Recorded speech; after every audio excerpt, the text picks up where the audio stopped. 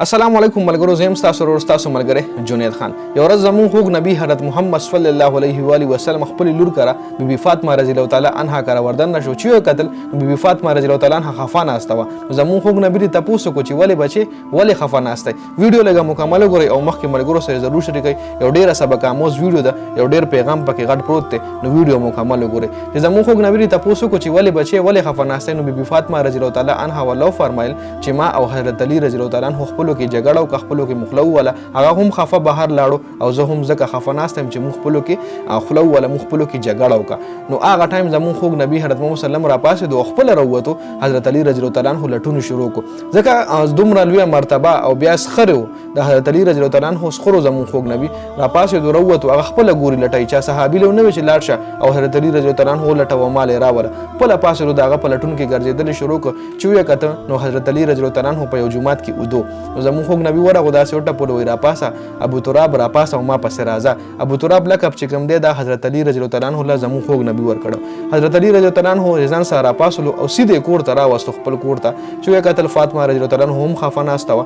نو هغه ټایم ته دا تاسو نو کو چې تاسو مال وای تاسو جګړه پس کړی دا خبر را لوکي دا تاسو ته بيخونو کو. ځکه اکثر چې یو کس روه کوي او دا تاسو کې چې تاسو جګړه پس شوی دا یو طرف له یو پارټي لګیا شي بل طرف له بل پارټي لګیا شي نو خبر او نور هم زیات شي. زمون خوږ نبی اعلی اخلاق مالک هغه ته تاسو نو چې تاسو جګړه پس کړی راغو داسې اډیو والا داسې ملا مبارک ولا ګولا یو طرف له حضرت علی رضی الله تعالی عنہ اذان سره اودو کو بل طرف ته حضرت بیبي فاطمه رضی الله تعالی عنها اودکا.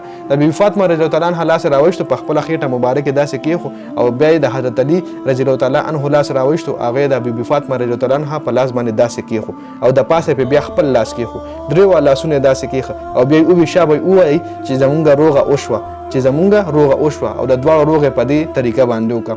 بیا چې سټیم بهر وروته نو صحابه کرامو چې وکتل نو زموږ خوږ نبی ډېر زیات خوشحاله تاسو ته وکړو چې ای د مدینې جنانه ولې دومره ډېر زیات خوشحاله.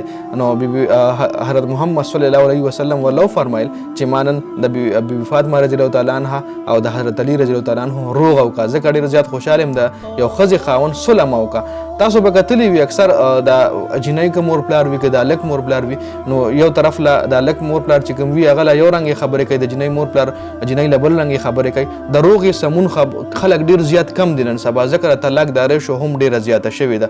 زموږ خوږ نبی چې دومره د غټو اخلاق او دومره د غټو مرتبه مالک دومره لوی مرتبه الله پاک ورکړي او دومره عالیشان اخلاق هغه الله پاک ورکړي چې خپل پاسه د خپل زوم پاسه وګرځیدو او راي وسره دواړه روغ وکړه. داسې بنن سبا سکو کې نن سبا خران خو چې کوم وی خو زوم لکه چې دولتمند لګ داسې نو خو زوم ډیر پسپک نظر ګوري. د ویډیو مقصد صرف دا دی چې ښه اخلاق چې کوم دي هغه هر څه له شکست ورکوي. ښه اخلاق ځان کې راولي.